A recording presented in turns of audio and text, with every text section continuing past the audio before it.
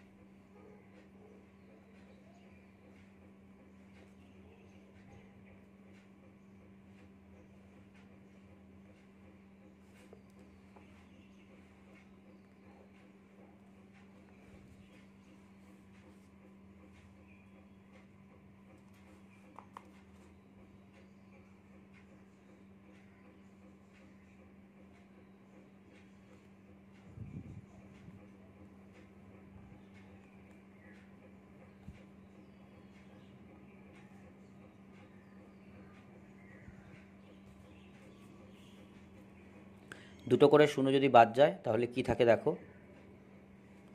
65, 52, 91, 65, 52, 91। এদের মধ্যে দেখো ছোটো করতে গেলে আমরা 13 দিয়ে ভাগ করব। 5 13 65, 4 13 52, 7 13 91, ঠিক আছে। 5:4:7, এটা তাদের মূলধনের অনুপাত। এরপর দেখো কি বলছে, ঠিক 1 বছর পরে তাদের লাভ হয় 14,400 টাকা।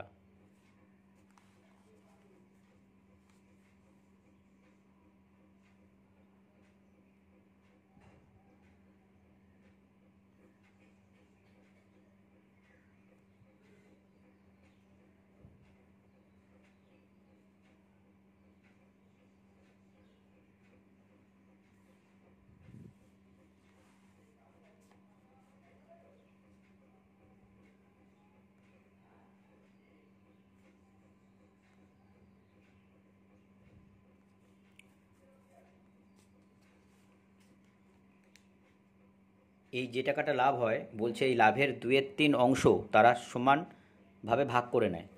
তাহলে এখন আমরা বের করব এই মোট লাভের 2/3 অংশ মানে কত।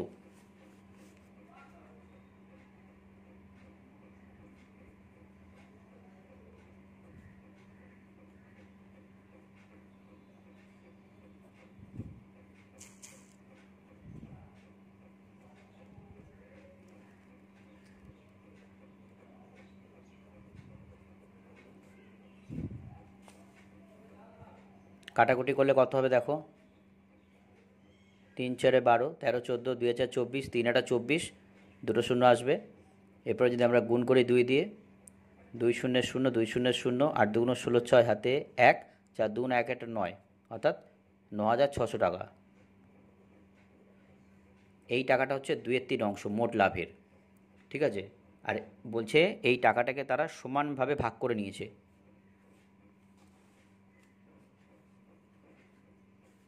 তাহলে 9,600 টাকাকে যদি সমান ভাগে ভাগ করেছে মানে তিনজন আছে, তাহলে 3 দিয়ে ভাগ হবে।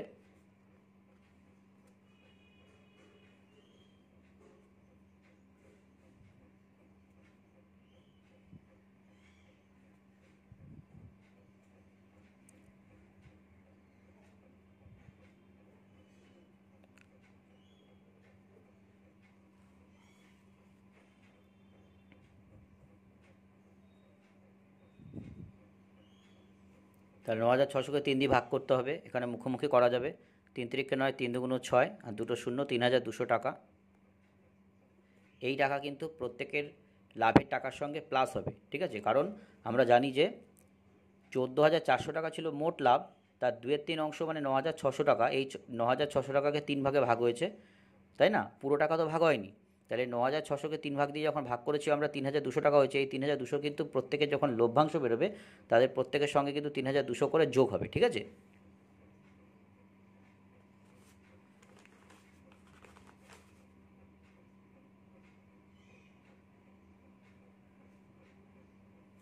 এরপর কি বলছে, বাকি অংশ। তাহলে 14,400 থেকে 2-3 অংশ মানে 9,600 টাকা।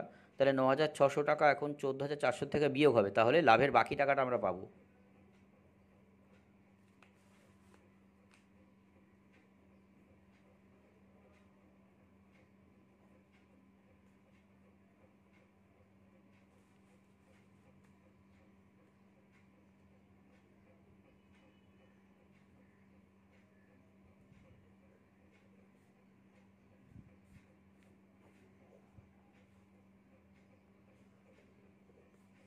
চৌদ্দো হাজার চারশো থেকে 9,600 যদি বিয়োগ করি, দেখো দুটো শূন্য এখানে আমরা বসাবো। ঠিক আছে, এখানে 14 হবে, 14 থেকে 6 চলে গেলে 8 আর 6 14, 8 হাতে 1, 9 একে 10। ঠিক আছে, এখানে 14 থেকে 10 চলে এখানে 4 থাকে।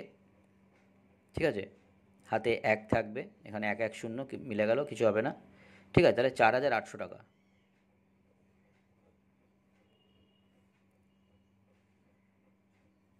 এখন এই 4,800 টাকা, এটা কিন্তু তাদের এই অনুপাতে, তাদের কিন্তু এই 5:4:7 অনুপাত এই হিসেবে কিন্তু ভাগ হবে। ভাগ হয়ে যা হবে সেই প্রত্যেকের লভ্যাংশ বেরোবে, আর তার সঙ্গে 3,200 টাকা যোগ হবে। কেমন? তা দেখো,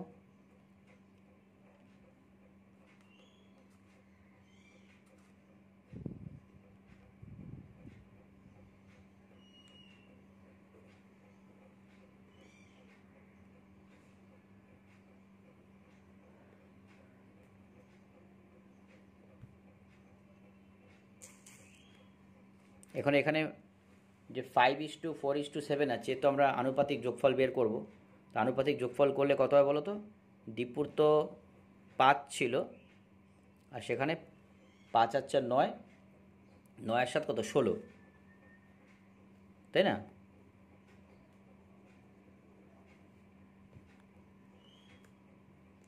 দেখো এখানে 3 16 48 আমরা জানি, 3 16 কত? 48, দুটো শূন্য বসে যাবে। আর এখানে 3 5 15, মানে 1500 টাকা। 1500 টাকা।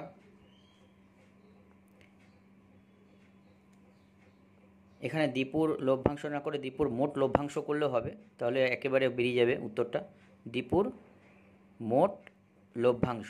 ঠিক আছে, তাহলে কী হবে বলো তো? এটাকে এরকম করে প্লাস 3,200 যোগ করে দেবো। ঠিক আছে, তাহলে 3,200 টাকা যে যোগ করি, কত হয় বলো তো? দেখো দুটো শূন্য বসছে, 2 আর 5 এখানে 7, আর 3 আর 1 4, মানে 4,700 টাকা। এটা হচ্ছে দীপুর মোট লভ্যাংশ। ঠিক আছে,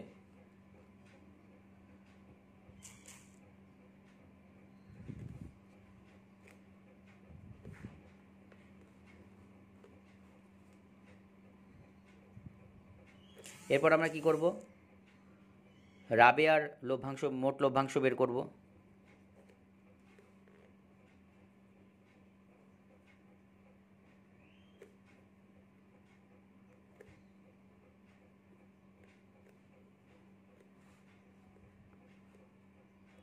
আনুপাতিক অংশে ছিল 4, 4/16 হবে, আর এখানে 4,800।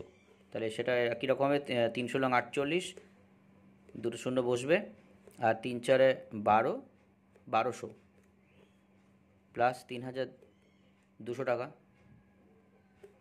প্লাস 3,200। আমরা একেবারে লিখতে পারি এটা, দুটো শূন্য বসাবো, 2 দিয়ে 4 হবে, আর এখানে 3 আর 1 4, মানে 4,400 টাকা। ঠিক আছে, এরপরে আমরা শেষে বের করব মেঘার মূলধন, মোট মূলধন। মেঘার মোট লভ্যাংশ কত হবে? এখানে 7/16, আর এখানে 4,800। একই রকম 3 16 48 কাটাকুটি করব, 3 7 21, মানে 2,100 টাকা, প্লাস 3,200, প্লাস 3,200। তাহলে কত হবে? এখানে দুটো শূন্য বসে গেল, 2 1 3, 3 2 5, 5,300 টাকা। ঠিক আছে, তাহলে তিনজনের মূলধন মানে লভ্যাংশ, মোট লভ্যাংশ বেরিয়ে গেল।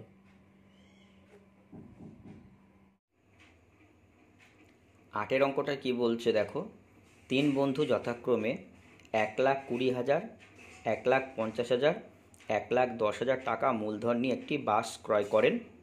প্রথমজন ড্রাইভার ও বাকি দুজন কন্ডাক্টরের কাজ করেন। তারা ঠিক করেন যে মোট আয়ের 2/5 অংশ কাজের জন্য 3:2:2 অনুপাতে ভাগ করবেন এবং বাকি টাকা মূলধনের অনুপাতে ভাগ করে নেবেন।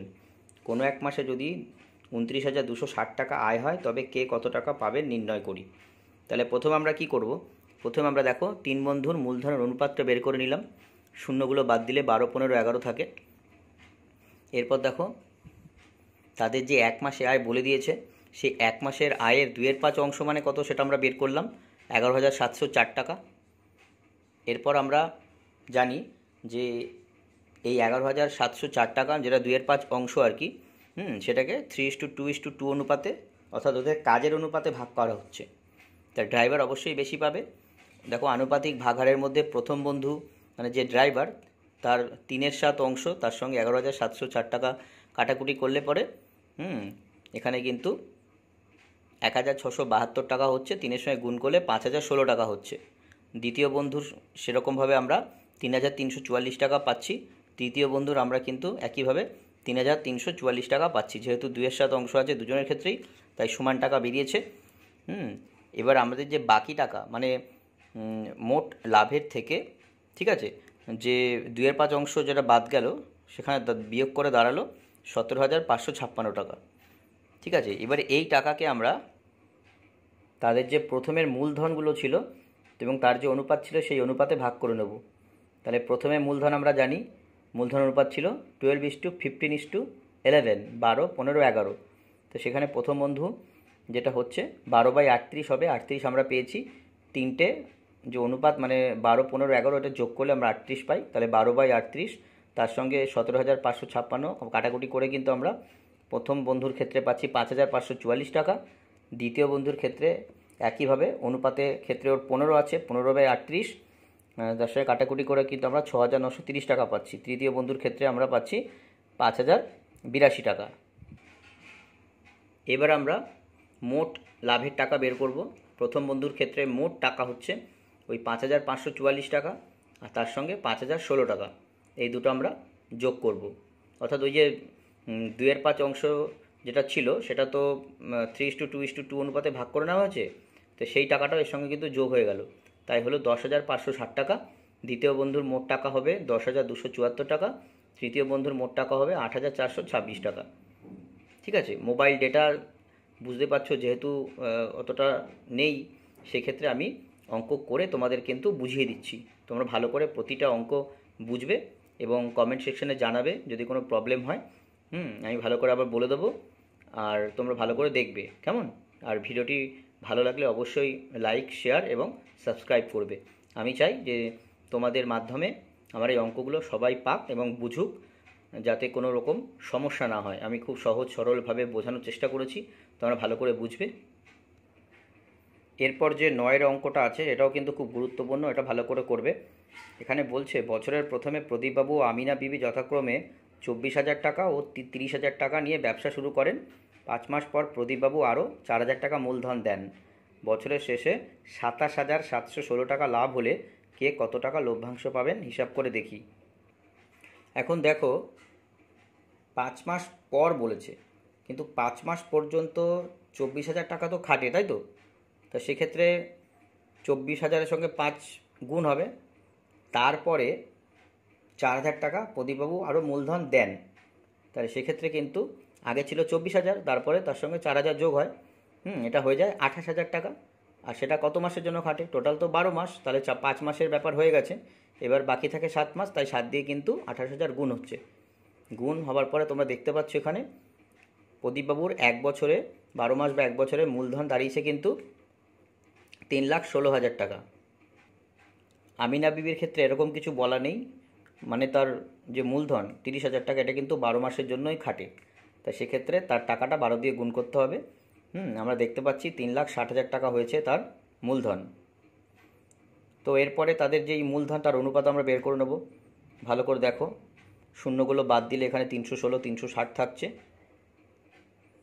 316 আর 360 এই দুটোকে কিন্তু যদি 4 দিয়ে কাটাকুটি করি তাহলে কিন্তু প্রথমে 79 79 হচ্ছে, আর পরেরটি কিন্তু 90 হচ্ছে। ঠিক আছে, তোমরা একটু রাফগুলো পাশে করবে।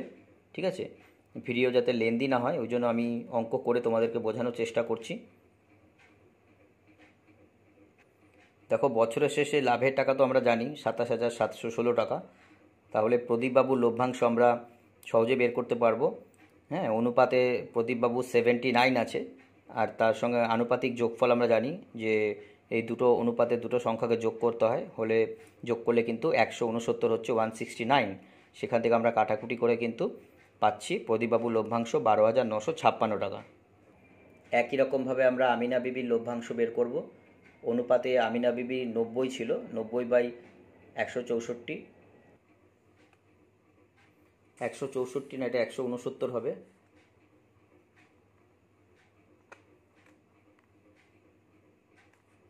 তবে 13 169 আমরা জানি। তাহলে এইভাবে আমরা বছর শেষে প্রদীপবাবু আর আমিনা বিবির লভ্যাংশ পেয়ে যাব। এরপর দেখো 10-এর অঙ্কটা, যেটা কিন্তু খুবই গুরুত্বপূর্ণ, মাধ্যমিকে অনেকবার এসছে। তোমরা এটা ভালো করে বোঝার চেষ্টা করো। নিয়ামত চাচা ও করবী দিদি যথাক্রমে 30,000 টাকা ও 50,000 টাকা মূলধন নিয়ে যৌথভাবে একটা ব্যবসা আরম্ভ করলেন। 6 মাস পরে নিয়ামত চাচা আরও 40,000 টাকা লগ্নি করলেন, কিন্তু করবী দিদি ব্যক্তিগত প্রয়োজনে 10,000 টাকা তুলে নিলেন। বছরের শেষে যদি 19,000 টাকা লাভ হয়ে থাকে তাহলে কে কত টাকা লাভ পাবেন হিসাব করে দেখি। এক্ষেত্রে দেখো, নিয়ামত চাচা যে 6 মাস পর্যন্ত তার তো 30,000 টাকা খাটে, তা সেই জন্য 30,000-এর সঙ্গে 6 দিয়ে গুণ হবে, 6 মাস। ঠিক আছে, 6 মাস পর্যন্ত 30,000 টাকা তার খাটে, আর 6 মাস পরে কি বলছে, নিয়ামত চাচা আরও 40,000 টাকা লগ্নি করেন।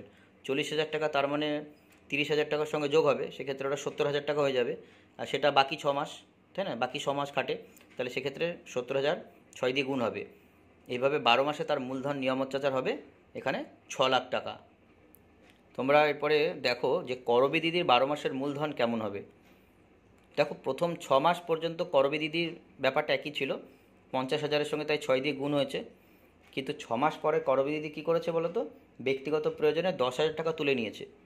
তাহলে 6 মাস পরে, অর্থাৎ বাকি 6 মাসের জন্য তার যে টাকাটা খাটবে সেখানে কিন্তু 50,000 টাকা ছিল না, 10,000 টাকা মাইনাস হয়ে 40,000 টাকা হয়েছে, তাই তো, তার সঙ্গে 6 দিয়ে গুণ হচ্ছে। এইভাবে আমরা 12 মাসের মূলধন পেয়ে যাচ্ছি 5,40,000 টাকা।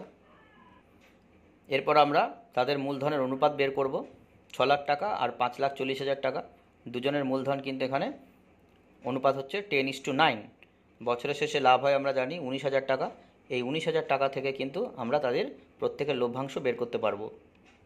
নিয়ামত চাচার লভ্যাংশ দেখো কত হচ্ছে, অনুপাতে 10 ছিল, আর আমরা জানি 10 আর 9 19, 19-এর সঙ্গে এখানে 19,000 যদি আমরা কাটাকুটি করি খুব সহজভাবে 19-1-কে 19 করবো, 3টে শূন্য বসিয়ে দেবো, 1,000 হবে। 1,000-এর সঙ্গে 10 দিয়ে গুণ করলে আমরা জানি 10,000 হবে।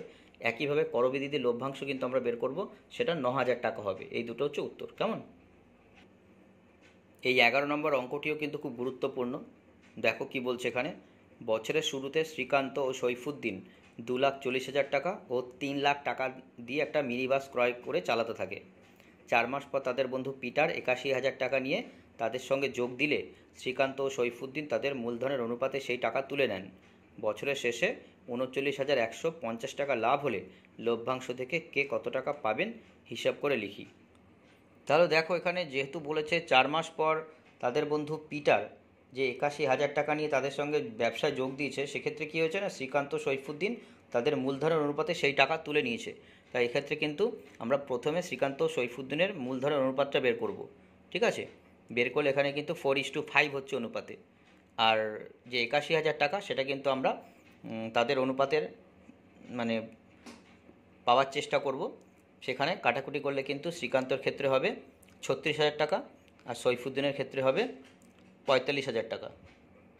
এর মানে হচ্ছে যে বছরের শুরুতে শ্রীকান্ত যে 2,40,000 টাকা মূলধন দিয়ে আর কি ব্যবসা শুরু করেছিল, সেক্ষেত্রে কিন্তু এই 36,000 টাকা তার থেকে কিন্তু বিয়োগ হয়ে যাবে। ঠিক আছে, কিন্তু সেটা অবশ্যই 4 মাসের পরে, মানে 8 মাসের ক্ষেত্রে হবে। কেমন? তাহলে দেখো, 12 মাসে শ্রীকান্তের মূলধন কেমন হবে, 4 মাস পর্যন্ত তো ঠিকই ছিল, তাহলে 2,40,000-এর সঙ্গে 4 দিয়ে গুণ হচ্ছে, আর এখানে 4 মাস পরে যেহেতু ও 36,000 টাকা তুলে নিয়েছে, সেক্ষেত্রে কিন্তু বিয়োগ করে এখানে আমরা দেখতে পাচ্ছি 2,40,000 টাকা, 2,04,000 টাকা এখানে কিন্তু হচ্ছে, সেটার সঙ্গে 8 গুণ হবে। হ্যাঁ, তাহলে শ্রীকান্তের 12 মাসের মূলধন কিন্তু এখানে আমরা দেখতে পাচ্ছি 25,92,000 টাকা। একইভাবে সৈফুদ্দিনের 12 মাসের মূলধন আমরা দেখব, যেহেতু সৈফুদ্দিনের ওখানে 45,000 টাকা তুলে নিয়েছে, তাহলে কিন্তু ওর 3 লাখ টাকা আর থাকবে না, তাই তো? কিন্তু প্রথম 4 মাস পর্যন্ত 3 লাখ টাকা ছিল, তাই এখানে 3 লাখের সঙ্গে 4 গুণ হচ্ছে, আর তারপরে 3 লাখের থেকে 45,000 টাকা বিয়োগ হচ্ছে। বিয়োগ করার পরে ওটা তো 8 মাসের জন্য খাটে, টোটাল তো 12 মাস, 4 মাসের জন্য তো হয়ে গেল, এবার 8 বাকি রইল। ঠিক আছে, 8 আর 4 12, তাহলে 8 দিয়ে এটা গুণ করে আমরা কিন্তু এখানে সৈফুদ্দিনের 12 মাসের মূলধন আমরা পেয়ে গেলাম 32,40,000 টাকা। এবার ব্যবসায় যেহেতু পিটার 4 মাস পরে এসছে, তাহলে ওর মূলধন অবশ্যই 12 মাসের জন্য খাটবে না, 8 মাসের জন্য হবে। আর ও নিয়ে এসেছিল 81,000 টাকা, তাই 81,000-এর সঙ্গে 8 গুণ হবে। গুণ করে আমরা দেখতে পাচ্ছি 6,48,000 টাকা হয়েছে পিটারের মূলধন। এবার আমরা শ্রীকান্ত, সৈফুদ্দিন আর পিটারের তিনজনের মূলধন যেহেতু পেয়ে গেছি, তার অনুপাত বের করব। অনুপাত আমরা এখানে আমি করে দেখিয়েছি, সব 2 দিয়ে কাটাকুটি যাচ্ছে বেশিরভাগ, তারপরে 3 দিয়ে আমরা কেটেছি, একদম শেষে কিন্তু 9 দিয়ে কেটেছি। 9 একে 9, 5 নং 45, 4 নং 36। তোমরা একটু রাফে দেখে নেবে। বছরের শেষে লাভ হয় কত আমরা জানি, 39,150 টাকা। অবশ্যই আমরা এই লাভের টাকা থেকে প্রত্যেকের লভ্যাংশ আমরা বের করব অনুপাতকে কাজে লাগিয়ে। তাহলে শ্রীকান্তের লভ্যাংশ আমরা দেখতে পাচ্ছি 15,660 টাকা, সৈফুদ্দিনের লভ্যাংশ আমরা দেখতে পাচ্ছি 19,575 টাকা, আর পিটারের লভ্যাংশ আমরা দেখতে পাচ্ছি 3,915 টাকা। 12 নম্বর অঙ্কটায় কী বলছে দেখো, বছরের প্রথমে অরুণ ও অজয় যথাক্রমে 24,000 টাকা ও 30,000 টাকা দিয়ে যৌথভাবে ব্যবসা শুরু করেন, কিন্তু কয়েক মাস পরে অরুণ আরও 12,000 টাকা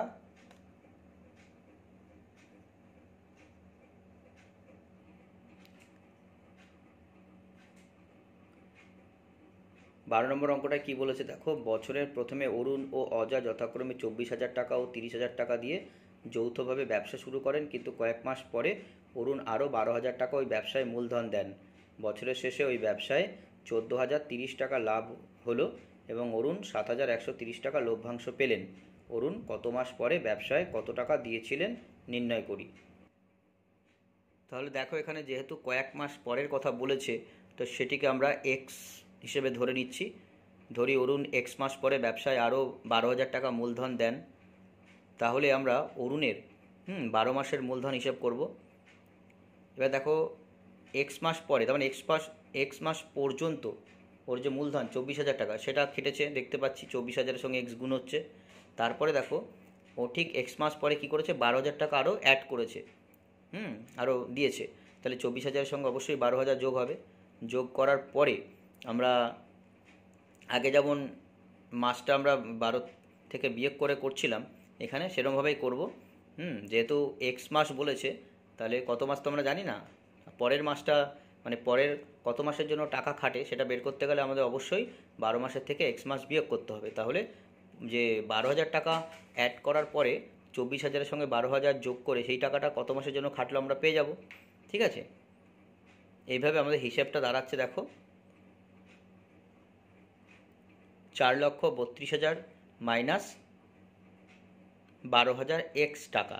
ঠিক আছে, একইভাবে আমরা দেখো অজয়ের 12 মাসের মূলধন বের করব।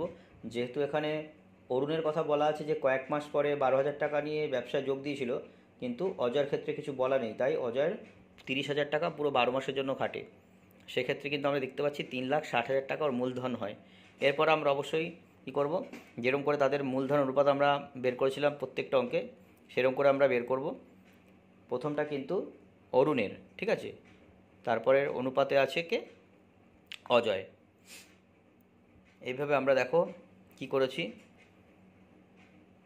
3টে করে শূন্য বাদ দিলে এখানে 432, মাইনাস এখানে 12x থাকে, আর এখানে 360 থাকে। এরপর কিন্তু আমরা অবশ্যই 12 দিয়ে কিন্তু কাটাকুটি করেছি, 12 দিয়ে, ঠিক আছে।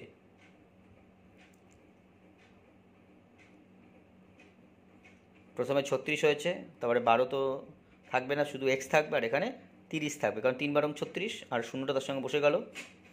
বছরের শেষে দেখো লাভ হয় কত সেটা আমরা বের করব এই অনুপাতকে কাজে লাগিয়ে, তাই তো।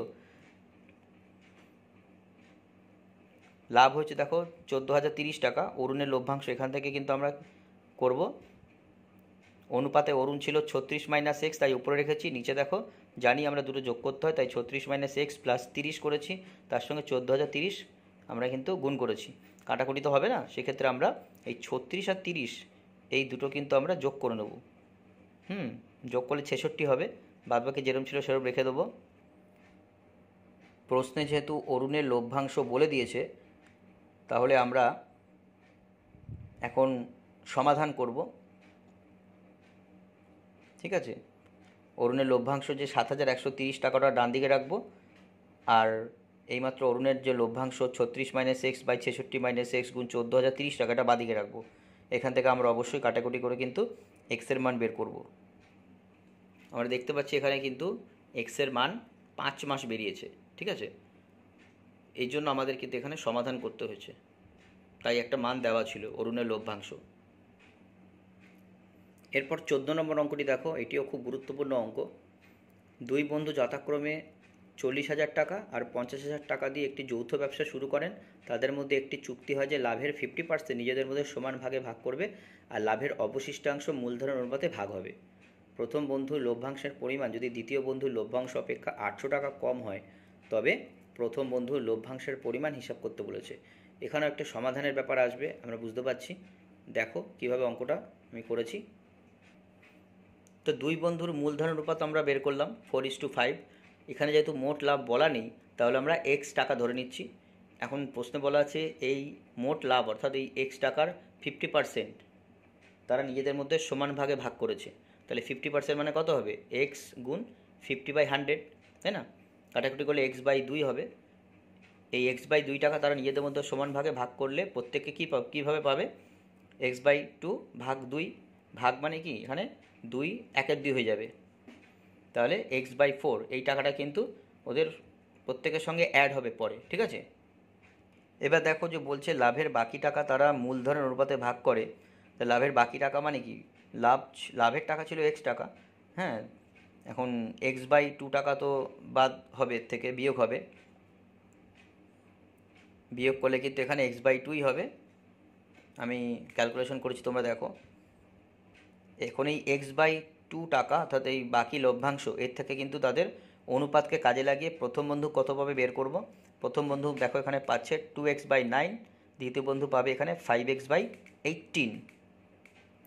তাহলে দেখো প্রথম বন্ধুর মোট টাকা এখানে কিন্তু হবে এইমাত্র যেটা বেরোলো 2x/9, তার সঙ্গে কিন্তু x/4 যেটা সমান ভাগে দুজনেই পেয়েছিল সেটা প্লাস হচ্ছে প্রথম বন্ধুর সঙ্গে হয়ে ওখানে দাঁড়ালো 17x/36 টাকা। দ্বিতীয় বন্ধুর ক্ষেত্রে 5x/18 প্লাস x/4 এক্ষেত্রে কিন্তু হলো 19x/36 টাকা। এখন যেহেতু বলেছে যে প্রথম বন্ধুর লভ্যাংশের পরিমাণ দ্বিতীয় বন্ধুর লভ্যাংশ অপেক্ষা 800 টাকা কম, তার মানে কি দ্বিতীয় বন্ধুর লভ্যাংশটা বেশি, তাহলে বেশির থেকে কমটা বিয়োগ হবে। তাই এখানে 19x/36 মাইনাস 17x/36 এটা সমান করব কার সঙ্গে? 800 টাকার সঙ্গে। ঠিক আছে, কারণ 800 টাকা বলে দেওয়া আছে। এখান থেকে সমাধান করে আমরা কিন্তু এক্সের মান বের করছি 14,400 টাকা।